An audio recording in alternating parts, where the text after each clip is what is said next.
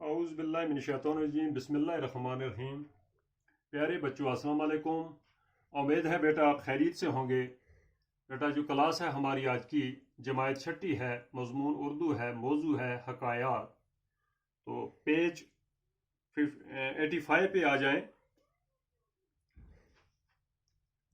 حکایات۔ دو دوست جنگل کے راستے سے گزر رہے تھے۔ سامنے سے ایک ریچھ آتا دکھائی دیا۔ ایک دوست نہایتی پھرتی سے درخت پر چڑھ گیا۔ دوسرے کو درخت پر چڑھنا نہیں آتا تھا۔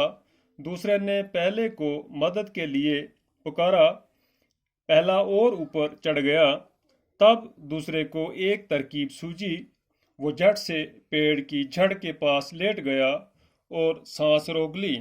ریچھ نے آ کر اس کے منہ، ناک اور کان کو سونگھا اور مردہ سمجھ کر آگے بڑھ گیا۔ کچھ دیر بعد پہلا دوست درخت سے نیچے اترا اور دوسرے سے بولا، ریچھ تمہارے کان میں کیا کہہ رہا تھا؟ دوسرے دوست نے جواب دیا، وہ کہہ رہا تھا کہ خود غرض لوگوں کی دوستی پر بھروسہ مت کرنا۔ نمبر 2، ایک شخص دن کے اجالے میں شمع لے کر بازار میں چکر لگا رہا تھا۔ کسی نے اس سے پوچھا، دن کی روشنی میں چراغ لے کر کسے ڈھونڈتے پھر رہے ہو؟ اس نے جواب دیا، میں آدمی کی تلاش میں ہوں مگر وہ نہیں ملتا۔ اس شخص نے یہ سن کر کہا، جناب بازار میں تو اتنے آدمی ہیں کہ کھو سے کھو اچھل رہا ہے۔ اس نے کہا، میں ایسے آدمی کو ڈھونڈ رہا ہوں جو غصے اور لالچ کے موقع پر بھی اپنے آپ پر قابو رکھے۔ اس شخص نے کہا، ایسا آدمی تو کم ملتا ہے۔ اس نے کہا، مگر مجھے ایسے ہی آدمی کی تلاش ہے۔ حکایات رومی۔ نمبر 3، میں نے کبھی قسمت کی خرابی یا آسمان کی سختی کی شکایت نہیں کی۔ ایک بار ایسا ہوا کہ میں ننگے پاؤں تھا اور جوتا بھی نہ خرید سکتا تھا۔ اسی غم میں کوفے کی مسجد میں داخل ہوا۔ وہاں میں نے ایک آدمی کو دیکھا جس کے پاؤں ہی نہیں تھے۔ میں نے خدا کی نعمت کا شکر ادا کیا اور اپنے پاس جوتا نہ ہونے پر صبر کیا۔ گلستان سعدی۔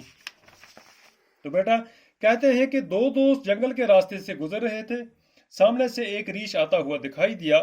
ایک دوست نہایتی پھرتی سے ایک درخت پر چڑھ گیا اور دوسرا جو دوست تھا اسے پیڑ پر چڑھنا نہیں آتا تھا۔ دوسرے نے پہلے کو مدد کے لیے پکارا کہ مجھے بچاؤ، تو پہلا اور اوپر چڑھ گیا۔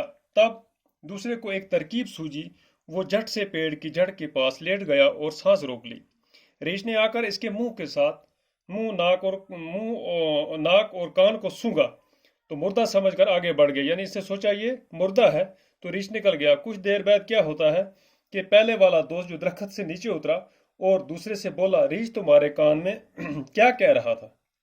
دوست نے جواب دیا، وہ کہہ رہا تھا کہ خود غرض لوگوں کی دوستی پر بھروسہ مت کرنا۔ نمبر 2، ایک شخص دن کے اجالے میں شمع لیے بازار کا چکر کاٹ رہا تھا۔ تو لوگوں نے پوچھا، دن کی روشنی میں چراغ لے کر کس کو ڈھونڈ پھر رہے ہو؟ تو اس نے یہ جواب دیا، میں آدمی کی تلاش میں ہوں۔ تو انہوں نے کہا، اس شخص نے یہ سن کر کہا، جناب بازار میں تو اتنے سارے آدمی ہیں، تو آپ اتنے کھو سے کھو اچھل رہا ہے، تو آپ کیسے آدمی کو ڈھونڈ رہے ہو؟ میں نے کہا، مجھے ایسے آدمی کی تلاش ہے، اس کو ڈھونڈ رہا ہوں جو غصے اور لالچ کے موقع پر بھی اپنے آپ پر قابو رکھے۔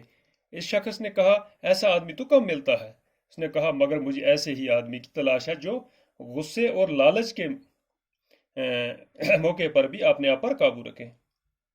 میں نے کبھی قسمت کی خرابی اور آسمان کی سختی کی شکایت نہیں کی۔ ایک بار ایسا ہوا کہ میں ننگے پاؤں جا رہا تھا، تو اسی غم میں کوفے کی مسجد میں داخل ہوا۔ میں نے ایک آدمی کو دیکھا، یعنی کہ ننگے پاؤں تھا اور جوتا بھی خرید نہیں سکتا تھا، پیسے نہیں تھے۔ تو کوفے کی مسجد میں داخل ہوا، وہاں پر دیکھا ایک آدمی ایسا کہ جس کے پاؤں ہی نہیں تھے، اور خدا کی نعمت کا شکریہ ادا کیا کہ میرے پاس پاؤں تو ہیں لیکن جوتے نہیں ہیں، اس کے پاس تو پاؤں ہی نہیں، تو اس کا صبر کیا۔ گلستان سعدی۔ تو بیٹا بورڈ کی طرف آ جائیں۔